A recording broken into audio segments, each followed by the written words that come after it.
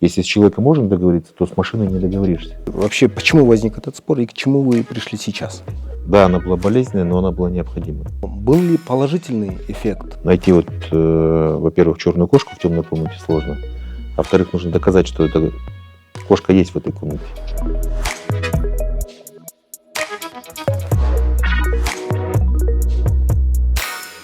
Здравствуйте, уважаемые зрители Ахчабара. Сегодня у нас в студии заместитель председателя Кабинета министров Данияр Амангельдиев.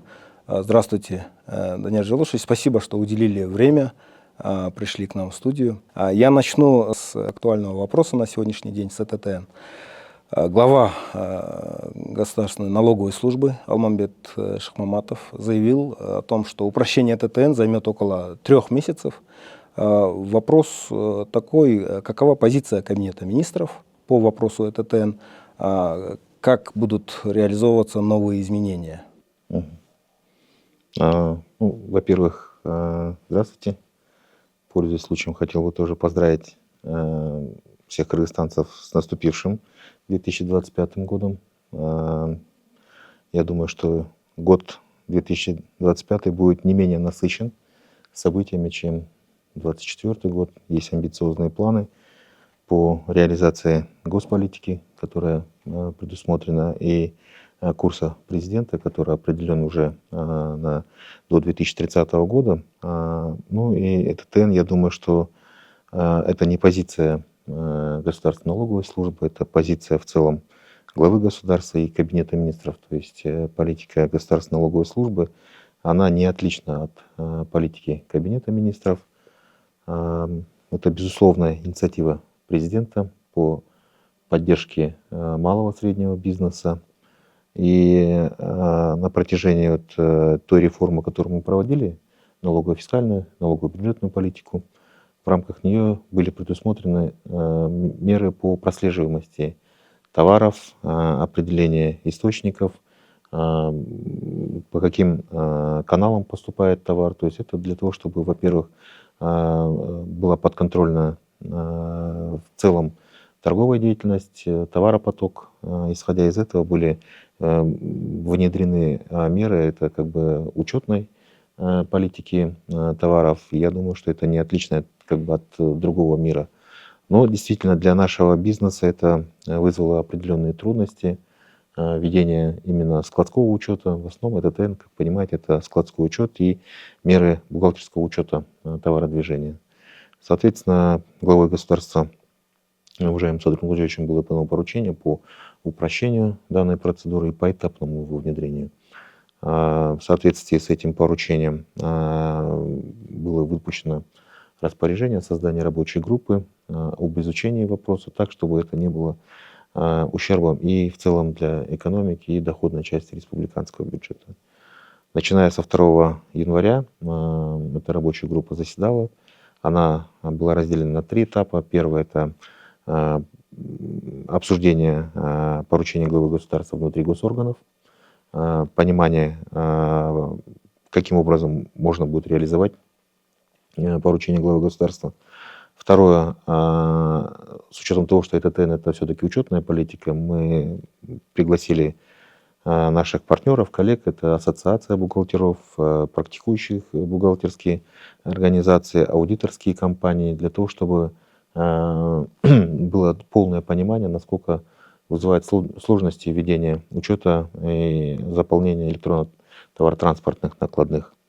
И третий, этот этап уже был обсужден, во-первых, с крупным бизнесом и ассоциацией рынков, для того, чтобы мы могли понять сложности и в какой части и до какого уровня мы могли бы упростить саму учетную политику. Во-первых, понимание со стороны бухгалтерских организаций относительно того, что эта реформа была. Да, она была болезненной, но она была необходимой. И как бы то решение, которое сегодня озвучено, оно в целом, по которому идет Кабинет министров, это учет товаров при импорте. Соответственно, как вы знаете, у нас есть импорт из третьих стран и импорт из стран ЕС. И основная как бы доходная часть республиканского бюджета — это НДС на импорт. Соответственно, чтобы этот учет вести, и в целом компании, которые импортируют, это, безусловно, компании, которые имеют опыт ведения бухгалтерского учета, которые непосредственно ведут складской учет для того, чтобы вести остатки товаров, товары, которые имеют срок годности, соответственно, должны иметь учетную политику. В связи с чем было принято решение, что на первоначальном этапе мы должны контролировать импорт, безусловно, то есть какой товар заходит. И с учетом того, что у нас внутри ЕАЭС нет границ, соответственно, прослеживаемость товарной позиции тоже должна быть. И было принято решение, первое, что компании, они так и так ведут эту учетную политику, потому что они непосредственно взаимодействуют с крупными сетями у нас. А крупные сети это порядка 18-20% рынка они на сегодняшний день имеют. И по сути они как бы законодатели учетной политики в целом в торговле. Да? И сейчас, например, торговые сети, они ведут учет на уровне 10-12 знаков позиции. И, соответственно, каталог товаров, который был зарегистрирован и внесен в каталог товаров в Государственную налоговую службу, он соответствовал всем 4 крупным поставщикам, то есть, соответственно, товары, они были гармонизированы с той базой, которая есть. И отмена ЭТТН для них это, шаг, который они в любом случае тут будут делать, потому что поставка товаров к сетям и на их склады осуществляется только в соответствии электронно-транспортной накладной, потому что он должен быть гармонизирован складом и, соответственно, должен быть идти учет. То есть для них это не принципиальный вопрос, потому что эту политику они в любом случае будут производить. Соответственно, второй момент – это производители, которые производят свою продукцию для того, чтобы контролировать полноту уплаты налоговых отчислений, соответственно, нужно контролировать и товаропоток. Поэтому было принято решение, что на первоначальном этапе это будут крупные импортеры до своей дистрибьюции или до своего склада. От склада они выгружают уже на рынке. На рынках у нас тоже предприниматели зарегистрированы, имеют свой электронный склад. Соответственно, их электронному складу будет выгружена товарная позиция, и мы будем видеть, что соответствующий склад, он нарастает.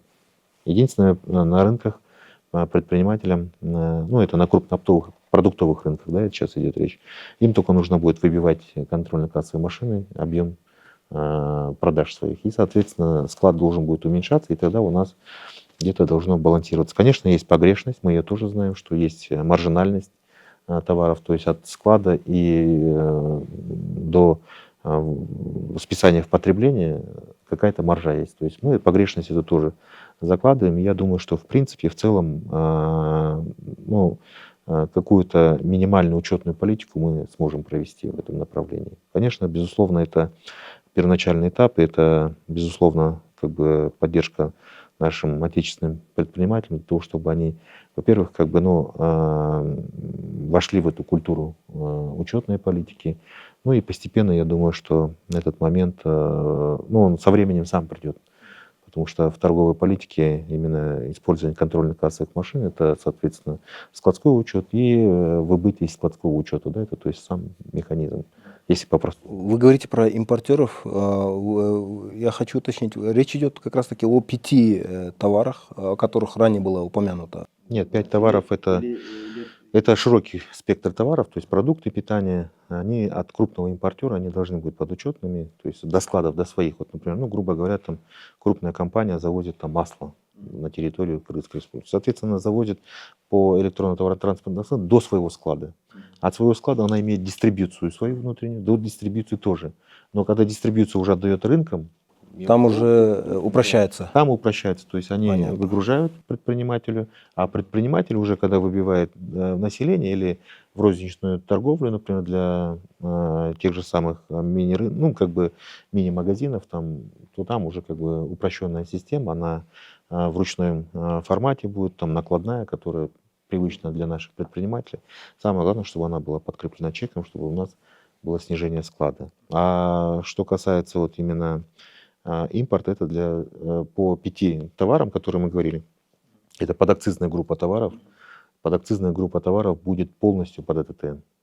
Потому что мы должны прослеживать объемы, это налогоемкие и бюджетообразующие позиции, которые должны будут полностью вести учет ЭТТН. Это алкогольная продукция, это нефтетрейдеры, это лекарственные средства и препараты. Ну, а на сегодняшний день этот учет он полностью поставлен. То есть ЭТТН остается для больших импортеров, но для среднего и малого бизнеса он упрощается, если Ну, подытожить. если подытожить, да, Да, если простым языком сказать. когда начнут действовать, получается, эти упрощения новые? Ну, в целом, как вы знаете, мы приняли недавно изменения в некоторые законодательные акты, ну, в частности, в налоговый кодекс, да, вот 26 декабря мы приняли в парламенте новый налоговый кодекс, который находится сейчас у президента на подписи, и там были заложены отсрочка по штрафным санкциям до 1 апреля, но нам было поручено в месячный срок внести соответствующие изменения. Сейчас решение Кабинета министров готовится.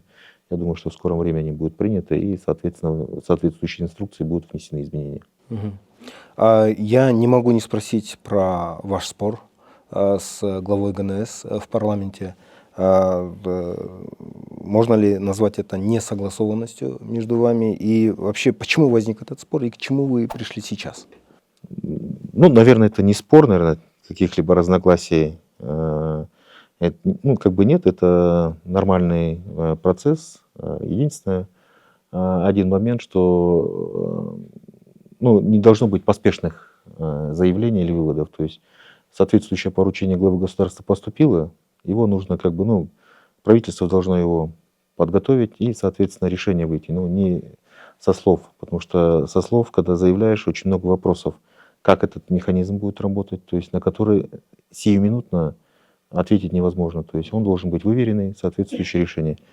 Решение принято было главой государства, было дано поручение Кабинету министров. Соответственно, единственный вопрос я обозначил, что как бы, ну, не нужно делать поспешных выводов. То есть это поручение поступило, мы его должны внутри как бы обсудить, показать главе государства, окончательное решение после того, как глава государства примет. После этого мы должны были как бы, ну, двигаться. Ну и, соответственно, любое решение главы государства должно быть соответствующим указом, поручением Кабинету министров. И после этого Кабинет министров, конечно, принимает соответствующие нормативы, которые соответствуют поручению главы государства. Но сейчас вопрос исчерпан, да? То есть... Нет, у нас, я говорю, и не было этого спора. Этот вопрос был в целом согласован. Единственный вопрос, я говорю, это внедрение этого поручения, то есть принятие каких-то механизмов, нормативов, которые должны были сопутствовать решению главы государства. Все говорят про негативный эффект от ЭТТН, что, наверное, связано с коррупционным скандалом в ГНС. Но был ли положительный эффект? Увеличились ли налоговые поступления с внедрением ЭТТН по отдельным группам товаров? Ну, мы принимаем информацию со слов. А человек, который работает с этим, он понимает, что это такое. Да? ЭТТН, это, я еще раз говорю, что это в основном учетный механизм, который ведет учет товаров в движении. А в том деле, о котором вы говорите, как раз вопрос того, что не бьет статистика того, что сколько произведено, поставлено и назад возвращено. Ранее это все было на бумаге. То есть в системе отразить это было невозможно. То есть сейчас это все в системе, и есть как бы индикаторы риска, когда непосредственно там суммы завышены, объемы завышены, или когда эти операции имеют определенную частоту, то есть, ну, выписали, вернули, то есть, соответственно, этот как бы процесс, он, то, что сейчас выявляется, этот процесс, он был, ну, не одного дня и не разовая какая-то операция. То есть это нормальный механизм, который уходит товар, он опять приходит, либо не доходит. Этот момент того, что отражается в системе. То есть систему ее не переделаешь. Поэтому я говорю, что если с человеком можно договориться, то с машиной не договоришься. Поэтому положительный эффект того, что вот можно выявлять как бы такие риски и уже их исследовать, то есть анализировать, почему это происходит, это как раз-таки один из тех механизмов, который говорит о том, что движение товаров должно быть подконтрольным и прозрачным. И вот ЭТТН это дает возможность отслеживать товар с точки А до точки Б, до точки С, как он передвигался, кто его перевозил, был ли как бы, ну, среди партий брак или возвращенный товар, который был, то есть, ну, который не идет в учете для налогообложения. Грубо говоря, он если в обращении не прошел, значит, соответственно, на него и нет налогообложения. Нету налоговая база, которая как бы, ну, занижается. Или нужно анализировать, почему вернулся товар, почему занижена налоговая база. То есть это система анализа для того, чтобы мы могли контролировать налоговые потоки и объем налоговых поступлений. Следующий вопрос такой: как вообще отмена или упрощение ЭТТН отразится на бюджете страны? Ведь страна будет, ну, действительно не добирать запланированные налоги.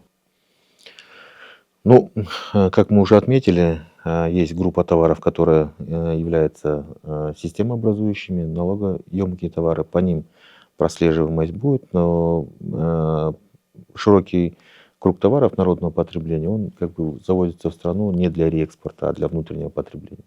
Как я уже отмечал, что основная база налогов, она осуществляется при импорте этих товаров, то есть взимание НДС 12%. Ну и, соответственно, там уже по режимам идет. А как вы знаете, в соответствии с поручением также главы государства мы упростили систему патентов и внедрили самые низкие налоговые ставки, которые вообще в мире существуют. Даже в мире таких нет ставок. 0,1, 0,2. Ну и, соответственно, это уже по системе, когда вниз идет, там этот объем, конечно, незначительный, но он для того, чтобы выработать у наших налогоплательщиков культуру уплаты налогов. Я думаю, что постепенно мы в любом случае как бы учетную политику будем наращивать. Да, вот как раз по поводу учетной политики, вообще на что будет заменен ЭТТН?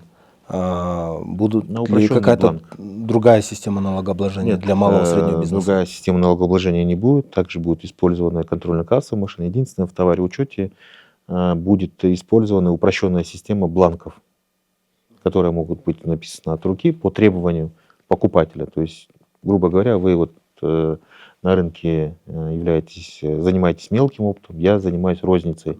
Я прихожу, покупаю у вас товар для того, чтобы разместить на своих полках магазины. Я прошу сделать мне товарный чек.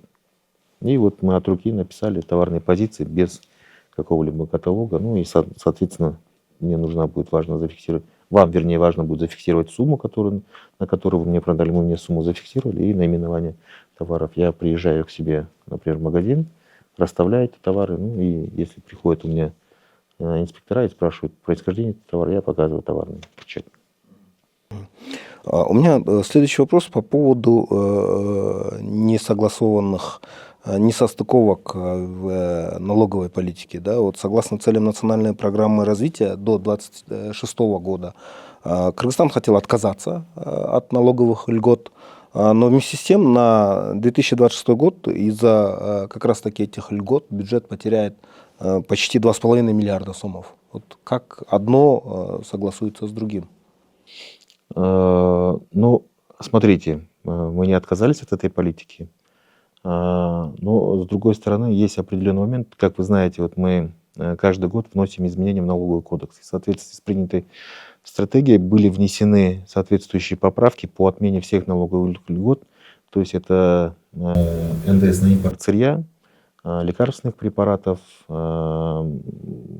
кормов для сельского хозяйства, ну и еще ряд там товарных позиций. Они были внесены в соответствии с решением политики. Но с учетом того, что есть социальная составляющая этих товаров, то есть лекарственные препараты, например, для жизненно важных препаратов, ну это, грубо говоря, там гемодиализ или онкобольных, которые стоят очень дорого, и, соответственно, еще и добавить НДС, то это будет как бы, невозможно. Поэтому при общественном обсуждении налогового кодекса поступило ряд предложений от различных правительственных и неправительственных организаций, в частности, депутатов Джеворкинеша относительно поддержания вот именно льгот для вот именно жизненно важных и необходимых препаратов, а также как бы медицинских изделий. Соответственно, это решение тоже было поддержано.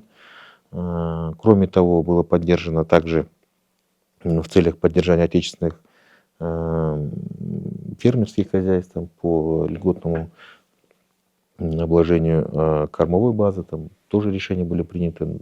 Но за счет того, что мы наращиваем объемы, за счет этих объемов мы через другие виды налогов компенсируем эту часть. Выпадение в 2,5 миллиарда их нету, я не знаю, откуда эта цифра. В целом отмена налоговых льгот, она была параллельно с формированием бюджета. Соответствующие выпадения в республиканском бюджете, они не были зафиксированы и не были отражены. Да?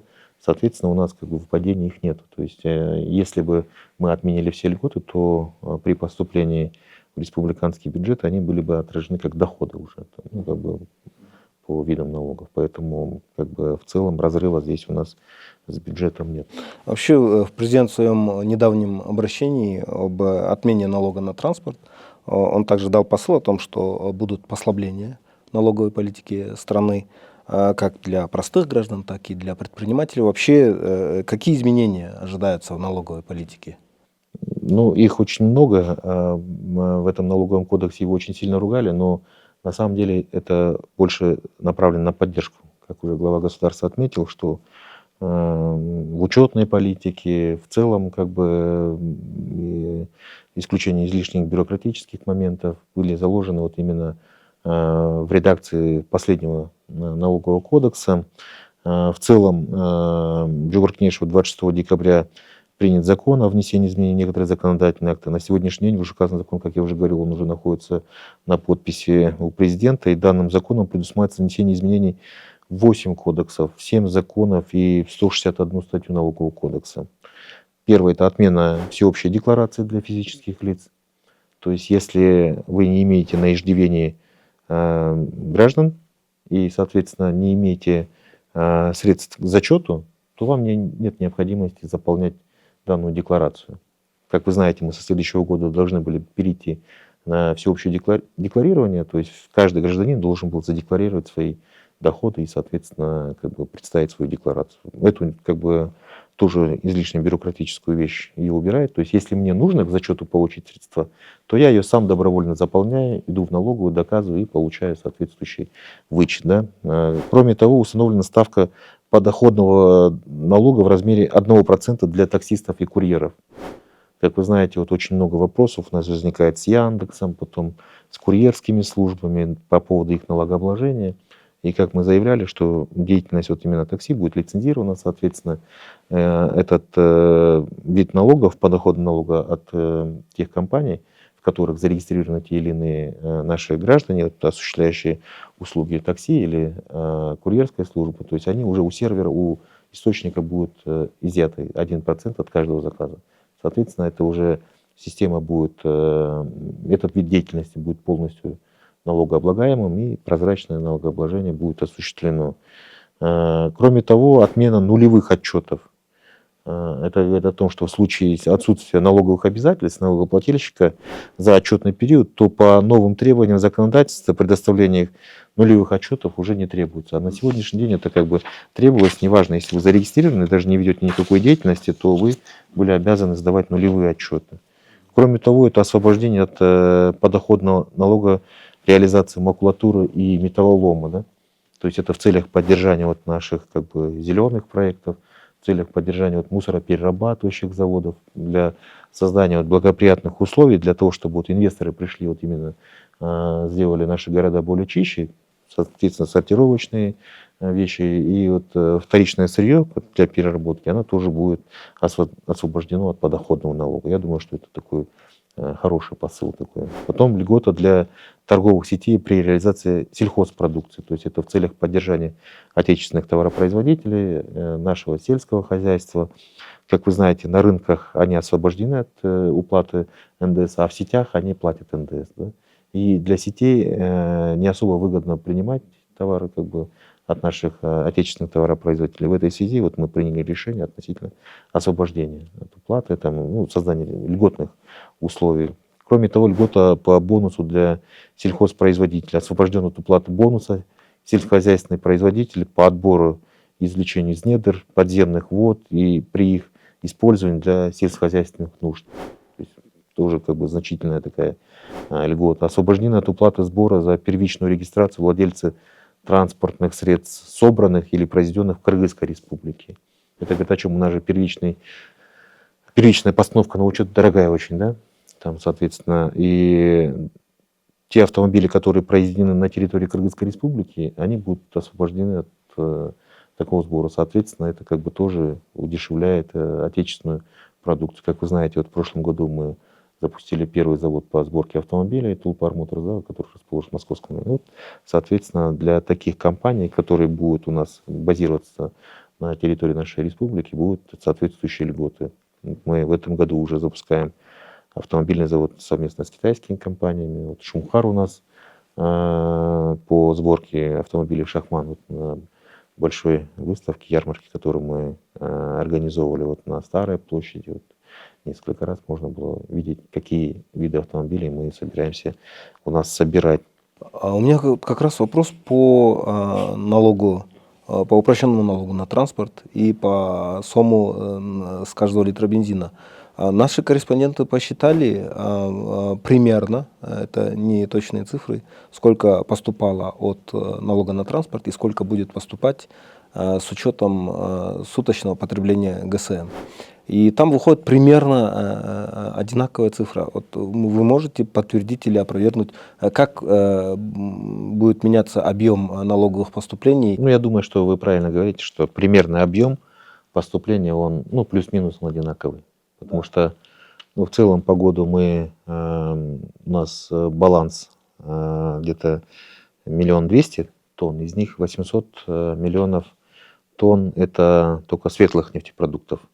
Ну, если их перевести в литраж, соответственно, там получается где-то миллион, ну, 100, где-то 1 200 000. Ну, а, соответственно, в поступлениях это 1 200 000, да. Но я тоже хочу, вот, чтобы наши граждане тоже понимали, у нас сразу политика такая, вот я отчислил СОМ, значит, все дороги как бы отремонтируются. Ну, понятно, чтобы это незначительный объем в целом по налогу, это, ну, 1 200 000, может, 1 400 000, может быть, где-то миллионов всего попадет в дорожный фонд. Но, как президент уже отметил, эти все средства будут направлены на строительство дорог, то есть на обслуживание дорог. Но в год мы тратим гораздо больше на строительство новых дорог, то есть из республиканского бюджета. Поэтому это вот как бы исходило из того, что справедливое налогообложение, то есть в зависимости от того, сколько мы потребляем топлива, столько мы и платим налогов. Но сама природа имущественного налога, она подразумевает, что ты должен платить за само владение этим имуществом, то есть как налог на недвижимое имущество, также и налог на движимое имущество. Вот, например, во всех странах это как бы так. Ну и вот президент тоже как бы пошел на то, что это вот должно быть справедливое налогообложение. Каждый сколько ездит, столько и платит, да. Угу. У меня следующий вопрос по Кереметбанку. Вот буквально 15 января стало известно, что в санкционный список Министерства финансов Соединенных Штатов Америки попал кыргызстанский Кереметбанк за участие в схеме обхода санкций. И что интересно, что в период, в котором были совершены эти нарушения, о которых говорит Минфин США, они как раз приходятся на время, когда контрольный пакет Кереметбанка находился в руках нашего Министерства финансов. Что вы можете по этому поводу сказать? Ну, во-первых, это вызывает недоумение со стороны наших партнеров, потому что Кереметбанк действительно был госбанком, в нем было внешнее управление со стороны Национального банка на этот период. Да? Ну, соответственно, мы его готовили к реализации, к приватизации его. В нем каких-либо таких сомнительных операций не проводилось. Не проводилось и по сегодняшний день, даже после реализации его пакета, то есть каких-либо там санкционных или подсанкционных товаров там не было. Тем более мы очень пристально за этим следим. И буквально сегодня у нас состоится разговор, консультации с Министерством финансов Соединенных Штатов, где мы хотим задать вопросы, в связи с чем были приняты такие решения, какие аргументы были для того, чтобы сделать такой шаг. Потому что мы тоже, в свою очередь, готовы предоставить все документы, все платежные операции банка о том, что он не проводил таких сомнительных операций вообще в целом. Там речь идет как раз о трансграничных переводах в связи с Промсвязьбанком России, который непосредственно финансирует военную промышленность Российской Федерации. Ну, тем более с Промсвязьбанком у него не было никаких операций. Мы буквально вчера вечером получили информацию о том, что наш коммерческий банк подступил под санкции Соединенных Штатов. Мы, соответственно, с утра уже провели экстренное совещание по этому вопросу, потому что под угрозой стоит само реализация инвестиционного соглашения по реализации Керемет-банка. Как вы знаете, там были обязательства определены по годам, и, соответственно, этот сейчас вопрос очень сильно подрывает реализацию этого инвестиционного соглашения.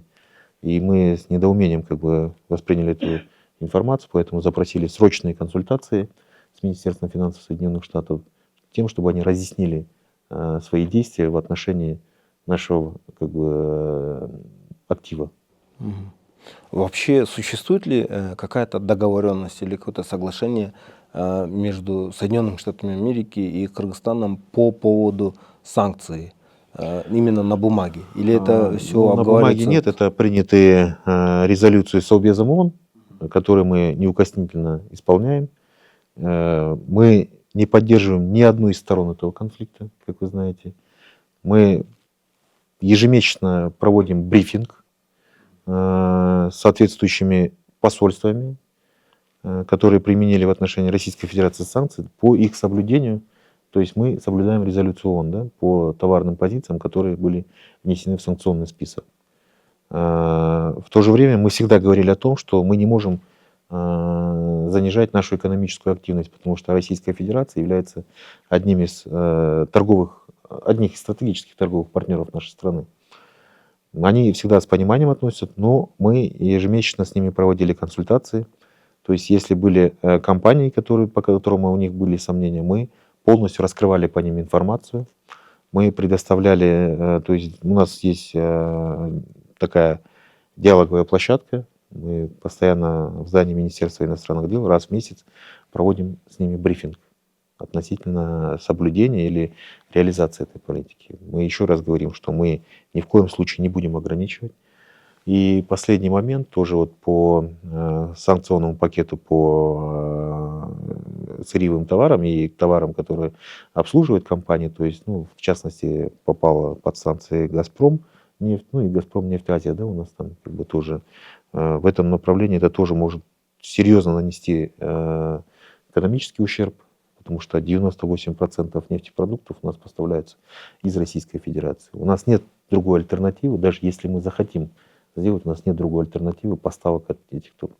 И сейчас ограничивать, то есть это мы должны автоматически подвергнуть наш рынок дефициту этих нефтепродуктов. Либо мы должны завести из третьих стран в 10 раз дороже. Да?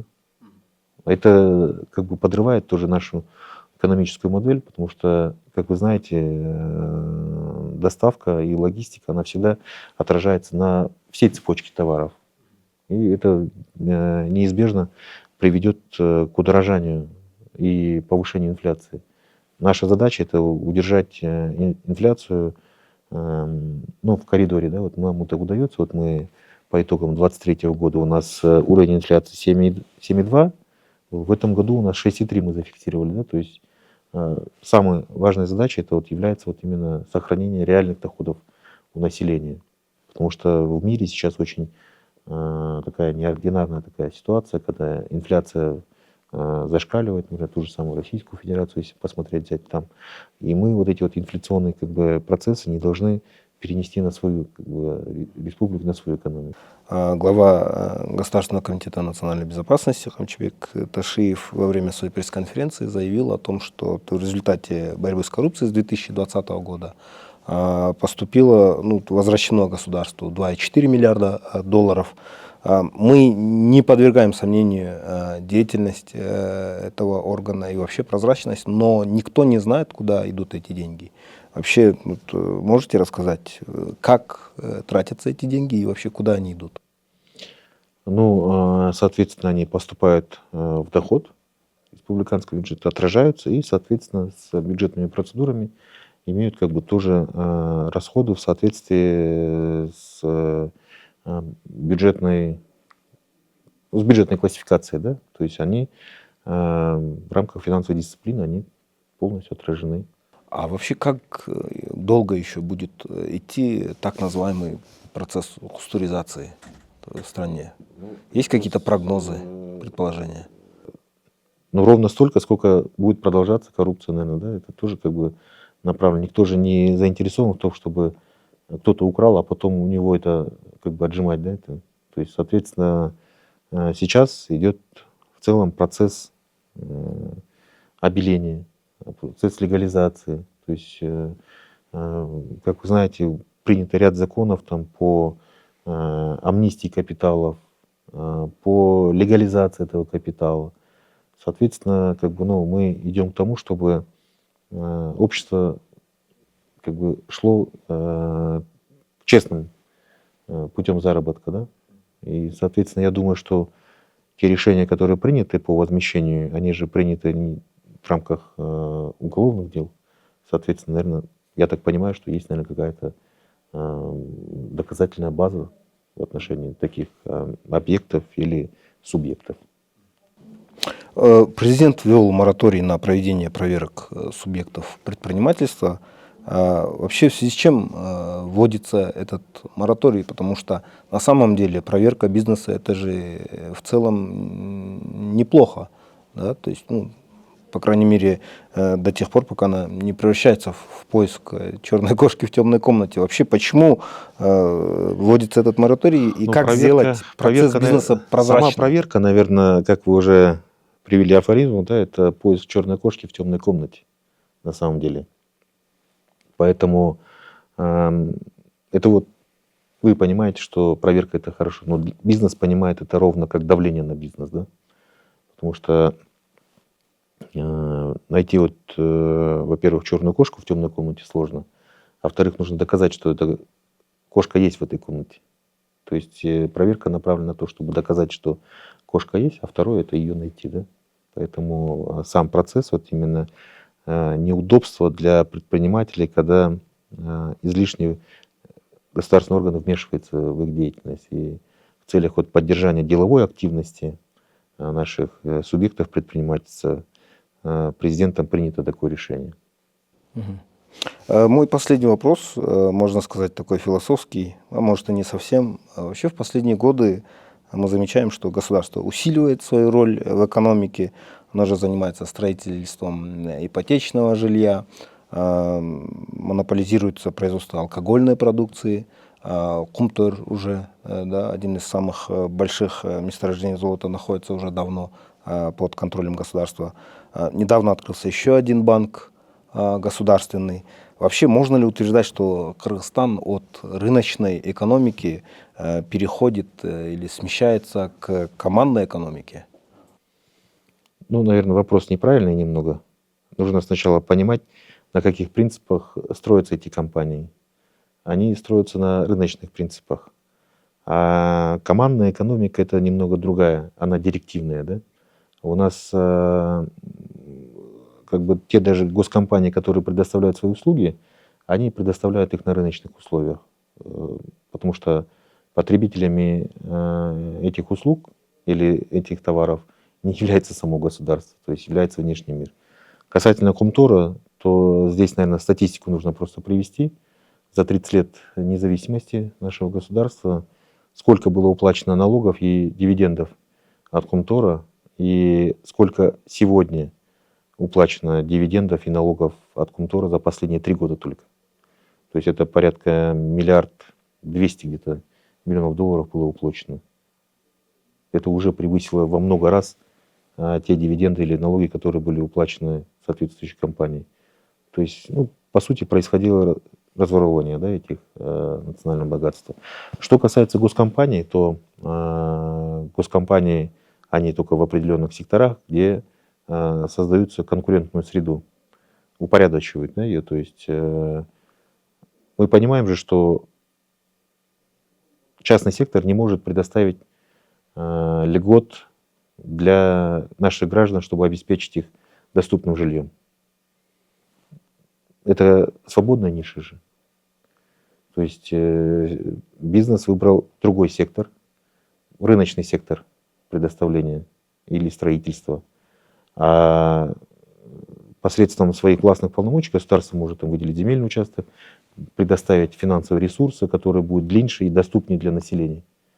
И, соответственно, поддержать население. Только в этом году мы порядка 19 тысяч квартир, да, квадратных метров сдали, 2 миллиона квадратных метров, то есть рекордный. И объем инвестиций в собственный капитал растут очень высокими темпами, да, у нас. Я думаю, что это как бы, показатели по всем направлениям, там, где государство имеет возможность сейчас оказать содействие. Я думаю, что это благодаря тому, что вот у нас рост экономики, поступление доходной части республиканского бюджета. И из этих средств мы опять-таки помогаем нашим налогоплательщикам, по сути, нашим гражданам, которые нуждаются там, в доступном жилье, в получении услуг, которые непосредственно там оказываются больницами, школами. То есть это как бы нормальный процесс. В остальном государство не вмешивается в рыночные экономики или правила. То есть если оно даже вступает, оно выступает как тоже игрок рыночных отношений, потому что оно предоставляет услуги, которые должны быть конкурентными на рынке. Ну, грубо говоря, ГИК возьмем, если бы они строили бы некачественно или там где-то не в положенном, не конкурентном месте, то ГИК бы тоже был бы неконкурентным на своей нише. Но он занял свою нишу, он не идет там в премиум сегмент, он там не вытесняет из этого сегмента там участников этого рынка. То есть он занял свою нишу, которая определяет тоже конкуренцию, которая призывает тоже быть конкурентными своих партнеров, будем говорить так, по бизнесу, для того, чтобы цены были адекватными. То есть у нас в строительном секторе на сегодняшний день он чересчур как бы переоценен, ну, не переоценен, а будем говорить так, что завышен стоимость 1 квадратного метра. Поэтому для того, чтобы вот сдерживать такие вещи, я думаю, что государство должно выступать в роли игрока, но по рыночным принципам и механизмам. Не директивно, можно было просто там, например, ограничить, сказать, что квадратный метр жилья не должен быть там, свыше там, определенной суммы. Тогда это директивная как бы, мера воздействия со стороны государства. Но государство рыночным методом и рыночным механизмом как бы, пытается тоже быть игроком, который будет играть что-то вроде холодного душа такого, да, должно быть. Спасибо, Даниил Желушевич, за ваши развернутые ответы, еще раз за ваше время. Уважаемые зрители, у нас сегодня в гостях студии был заместитель председателя Кабинета министров Данияр Амангельдиев. Подписывайтесь на наши социальные сети, жмите лайк, оставайтесь с нами и берегите свое здоровье и свои деньги. Спасибо. Спасибо. Спасибо.